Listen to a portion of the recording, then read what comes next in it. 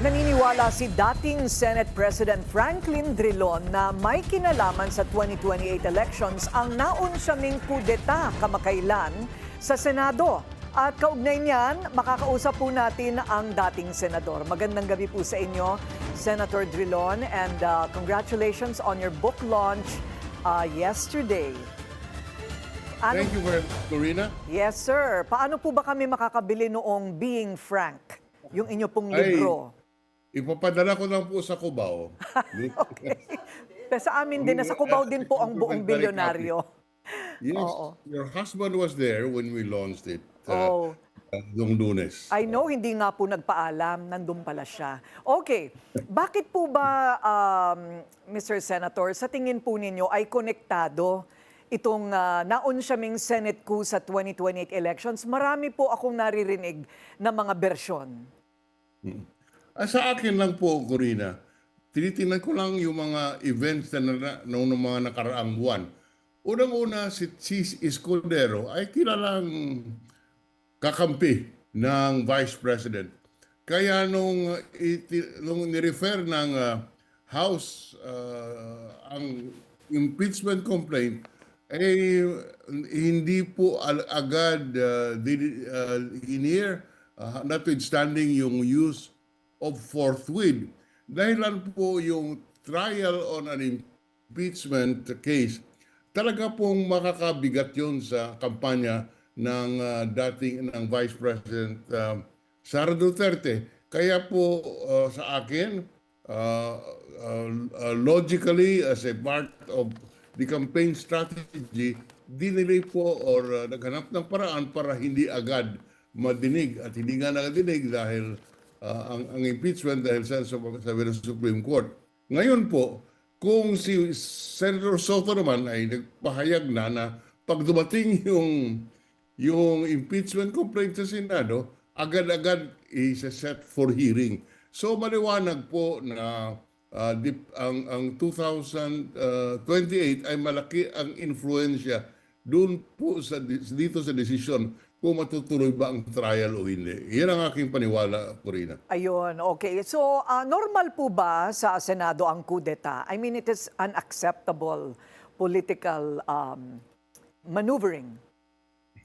Sa akin po, nakakalungkot ang nakikita kong pangyayari. It only shows the instability. Hindi po matibay ang ating sistema pamumulitika.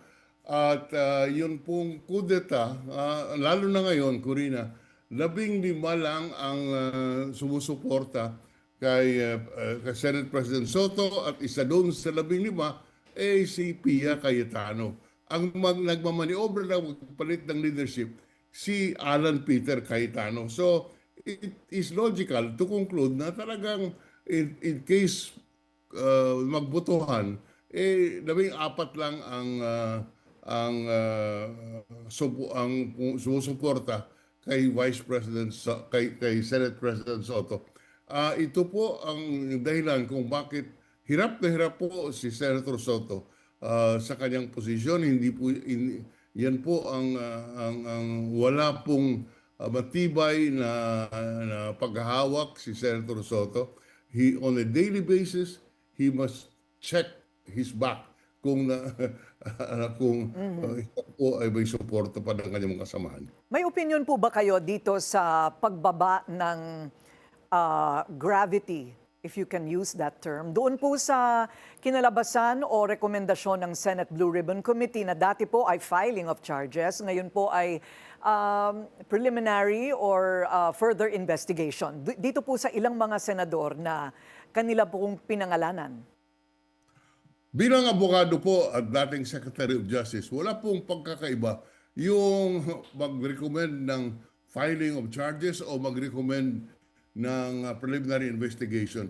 Dahilan po ang ombudsman lamang ang siya makapagpasya kung mayroong prima facie case na nagja-justify nagpagsampa ng kaso sa ombudsman o sa Sandigan Bayan. Kahit ano pa po ang sabihin ng Blue Ribbon, ang kapangyarihan sa ating saligang batas ay nasa ombudsman kung mayroong tinatawag natin na prima facie case to warrant the filing of the case. Kaya sa akin po walang diferensya yan. pareho din yan po ang legal effect, whether or not to recommend the prosecution or recommend the preliminary investigation. Wala pong pagkaiba yan dahilan sa whether or not mag-prosecute ang ombudsman ay ang kapangyarihan po ay nasa ombudsman, hindi po sa Blue Ribbon. Ayon, malinaw. Nabanggit nyo rin po na si VP Sara ang sa tingin po ninyo na top contender sa ngayon sa 2028. Sino po sa tingin naman ninyo ang maaaring humamon sa kanya o yung sinasabing third force o pangatlong kampo?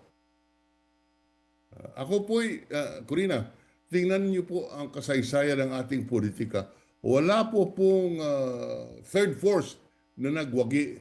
It always ends up third. Kaya po yung aking hinihiling sana sa mga hindi sang-ayon kay Vice President Sara o kay President Marcos, magkaisa sila at magkaroon lamang ng isang kandidato na susuportahan ng lahat.